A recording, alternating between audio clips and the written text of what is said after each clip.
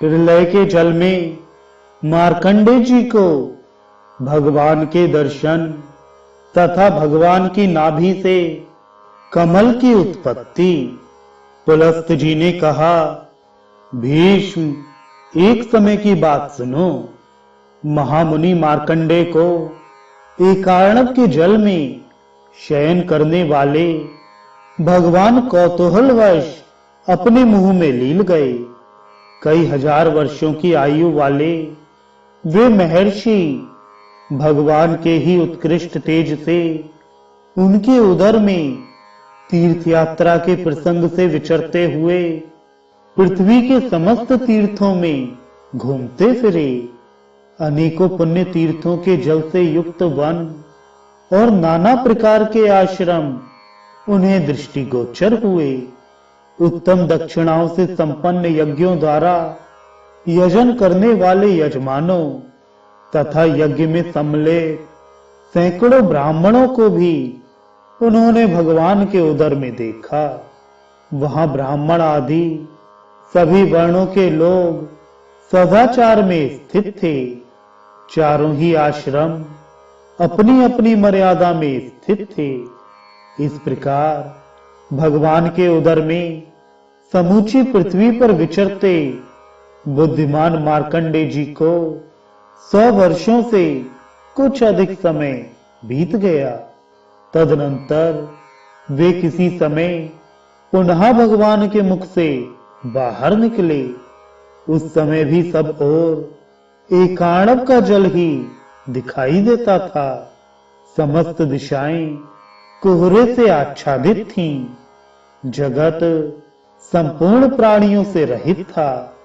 ऐसी अवस्था में मार्कंडेय जी ने देखा, एक बरगद की शाखा पर एक छोटा सा बालक सो रहा है। यह देखकर मुनि को बड़ा आश्चर्य हुआ।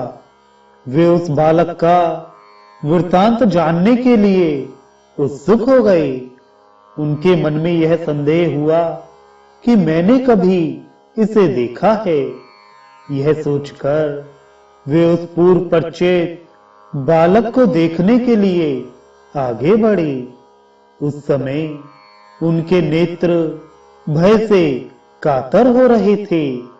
उन्हें आते देख बाल रूपधारी भगवान ने कहा, मार्कंडेय, तुम्हारा स्वागत है। तुम डरो मत, मेरे पास चले आओ। मार्कंडेय बोले, यह कौन है जो मेरा तिरस्कार करता हुआ मुझे नाम लेकर पुकार रहा है? भगवान ने कहा, बेटा, मैं तुम्हारा पितामह, आयु प्रदान करने वाला पुराण पुरुष हूं। मेरे पास तुम क्यों नहीं आते? तुम्हारे पिता अंगिरस मुनि ने पूर्व काल में पुत्र की कामना से तीव्र तपस्या करके मेरी ही आराधना की थी। तब मैंने उन अमित तेजस्वी महर्षि को तुम्हारे जैसा तेजस्वी पुत्र होने का सच्चा वरदान दिया था। यह सुनकर महातपस्वी मार्कंडेय जी का हृदय प्रसन्नता से भर गया। उनके नेत्र आश्चर्य से खिल उठे। वे मस्तक पर अंजलि बांधे नाम गोत्र का उच्चारण करते हुए भक्ति पूर्वक भगवान को नमस्कार करने लगे और बोले, भगवान, मैं आपकी माया को यथार्थ रूप से जानना चाहता हूं। इस एकार्णव के बीच आप बाल रूप धरकर कैसे सो रहे हैं?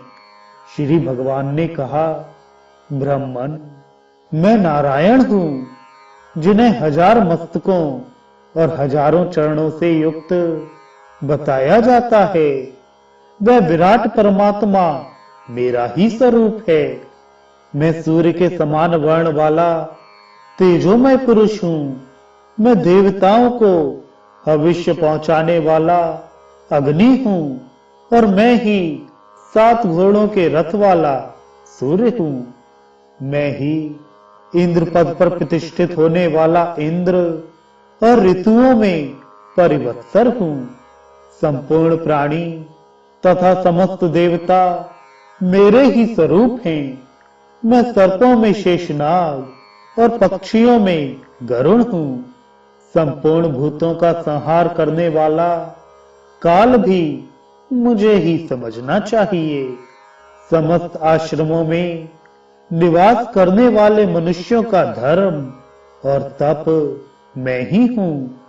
मैं दया परायण, धर्म और दूध से भरा हुआ महासागर हूँ तथा जो सत्य स्वरूप परम तत्व है वह भी मैं ही हूँ। एकमात्र मैं ही प्रजापति हूँ।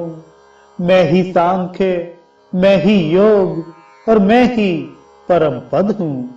यज्ञ, क्रिया और ब्राह्मणों का स्वामी भी मैं ही हूँ।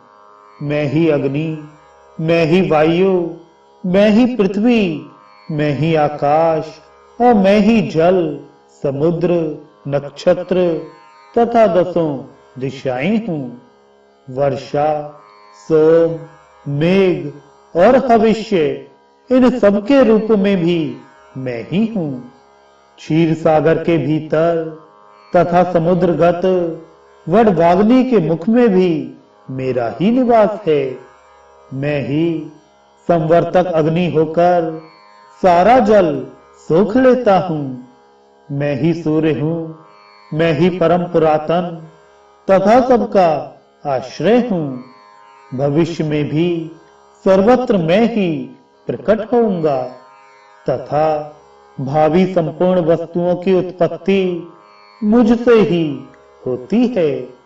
विप्रवर, संसार में तुम जो कुछ देखते हो, जो कुछ सुनते हो और जो कुछ अनुभव करते हो, उन सबको मेरा ही स्वरूप समझो।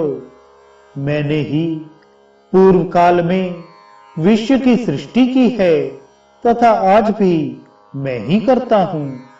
तुम मेरी ओर देखो मार्कंडेय, मैं ही प्रत्येक युग में संपूर्ण जगत की रक्षा करता हूँ।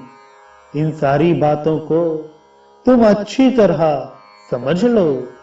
यदि धर्म के सेवन या श्रवण की इच्छा हो तो मेरे उदर में रहकर सुखपूर्वक विचरो। मैं ही एक अक्षर का और मैं ही 3 अक्षर का मंत्र हूँ। ब्रह्मा जी भी मेरे ही स्वरूप हैं। धर्म, अर्थ, काम रूप त्रिवर्ग से परे ओंकार स्वरूप परमात्मा जो सबको तात्विक दृष्टि प्रदान करने वाले हैं मैं ही हूँ। इस प्रकार कहते हुए उन महाबुद्धिमान पुराण पुरुष परमेश्वर ने महामुनि मार्कंडे को तुरंत ही अपने मुंह में ले लिया।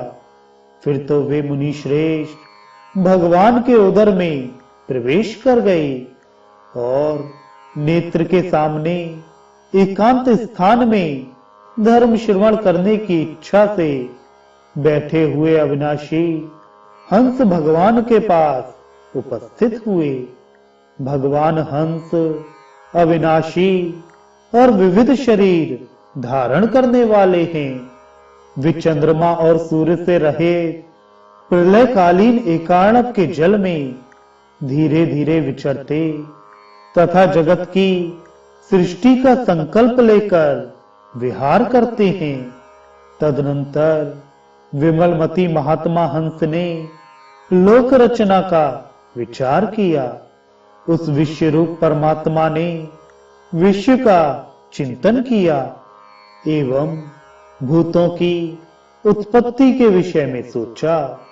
उनके तेज से अमृत के समान पवित्र जल का प्रादुर्भाव हुआ।